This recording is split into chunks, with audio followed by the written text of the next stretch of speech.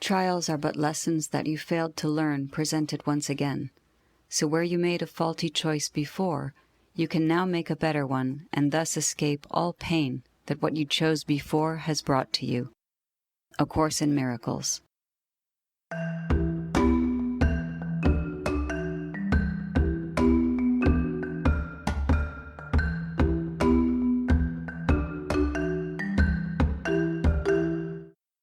Welcome to Self-Talk. I'm Rachel Astarte.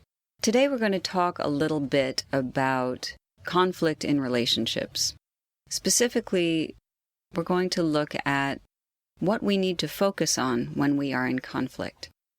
As a couples therapist, it's what I see. Couples tend to focus on what's wrong instead of what's right.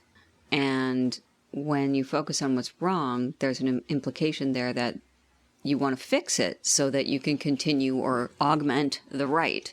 But the mistake is that there has to be both. There will always be both.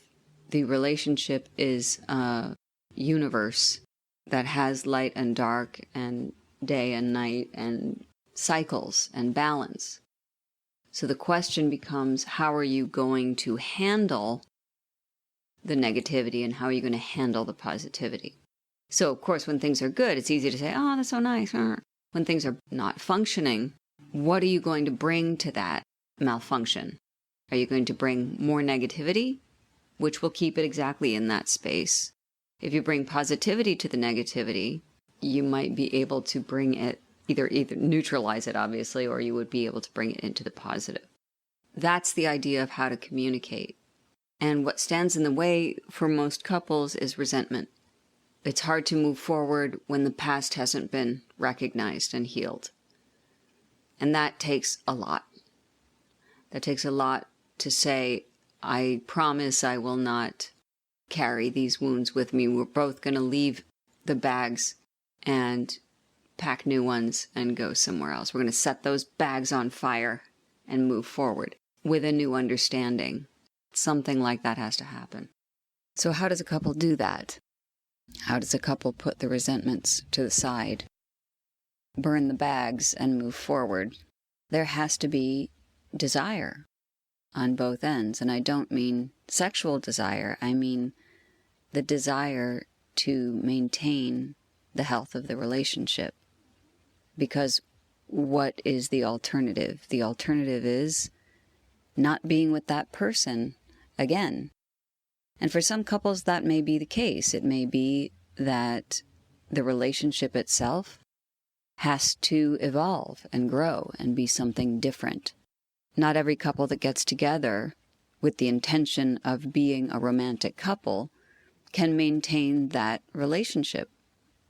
People get together for many different reasons, and sometimes the purpose of that getting together completes its cycle. You've opened each other up, you've learned what you needed to learn from each other, and it's time to move on. In which case, it's okay to say, yes, we'll leave the resentment at the side of the road, but we cannot necessarily continue as a romantic couple. We need to shift the dynamic of this relationship so that we can continue to focus on the strengths that were there from the beginning and always will be. And sometimes those strengths are not necessarily based in romantic love. And when I say romantic love, I mean a couple that chooses to be a couple, as opposed to really good friends who get on well. So if the purpose of the relationship is to be a couple, supporting each other, moving through life, then the resentments that build up over time, first of all, have to be understood as something that you individually own. Your resentments come from some wounding in yourself that has not been resolved. And you are the only one who can resolve that. It has to be a conscious choice that you make in your own mind that I need to work on whatever this is that causes me to be wounded. Now, that doesn't mean your partner didn't do something hurtful. That happens. We're human. But are you going to dwell on the negative? Or are you going to look at the positive? So, given the fact that some couples need necessarily to evolve their relationship into something that is not a romantic situation, there are people who wish to maintain that core coupleness as they move forward. Now, if that's the case, then the resentments have to be put aside and you have to move forward with a clean slate. So what happens then when conflict occurs in the future? The resentments are put aside, you're moving forward on your individual paths, holding hands across the path, and when a conflict then arises, each of you has to be able to be aware, oh, this is my thing being triggered, this is my abandonment issue, this is my need to be on top at all times because no one listened to me when I was a kid. Each individual instance of conflict needs to be filtered through your own psyche. Because what is the alternative? The alternative is not having this person in your life as your partner. And when the conflict arises, be aware that yes, you can work together to fix it, but the beginning of that work has to be with you. It has to be. And while each of you is working on your own stuff, it's absolutely essential to give each other space and support for that work. In other words, do your absolute best not to get triggered. Your partner is going through something and you are going through something. And just as you may wish for your partner to support you as you work through your stuff, so will your partner want the same of you. In a way, this is what it means to focus on the positive, not just what is working well in the relationship. Oh, we get along well, we like the same things. Supporting each other in conflict is focusing on the positive, because it is something that you are doing well together for the health of the relationship. There are 3 entities in every relationship. There are the 2 individuals and the relationship itself.